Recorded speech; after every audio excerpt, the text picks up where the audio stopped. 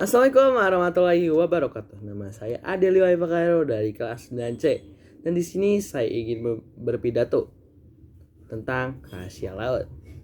Sebelumnya, mari kita panjatkan puji syukur atas kehadirat Allah Subhanahu wa taala. Dan semoga orang yang mendengarkan pidato saya diberi kesehatan oleh Allah Subhanahu wa taala. Amin, amin ya rabbal amin.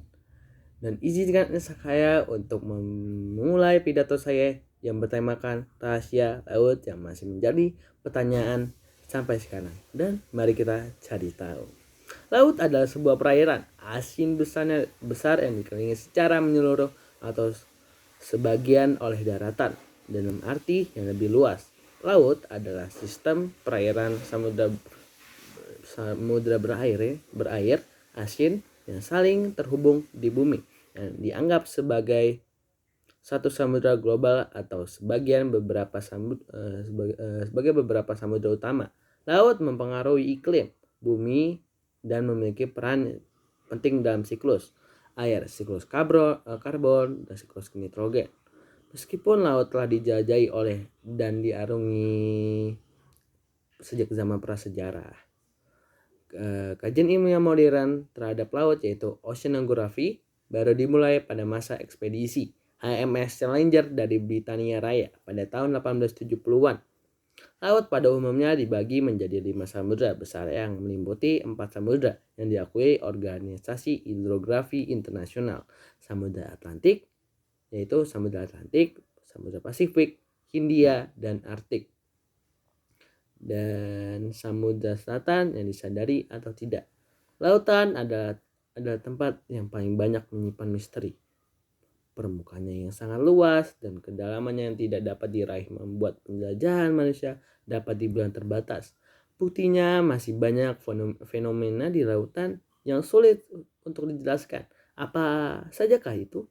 Mulai dari keanehan laut Baltik hingga segitiga Bermuda. Mari kita mulai misterinya.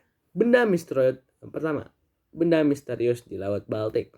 Pada tahun 2011, penjelajah laut menemukan objek berbentuk lonjong yang aneh di dasar laut Laut Baltik. Objek yang ada di kedalaman 91,4 meter itu dipindai menggunakan cahaya sonar. Hasilnya pun cukup mengejutkan. Penjelajah tersebut mendapatkan bentuk aneh yang sama sekali tidak terlihat natural. Tapi teori-teori konspirasi pun mulai bermunculan. Ada yang berpendapat bahwa itu merupakan jejak alien yang mendarat di bumi. Ada pula yang mengatakan bahwa objek tersebut bisa jadi merupakan teknologi perang rahasia. Dan selanjutnya yang kedua, suara aneh dari Samudra Pasifik.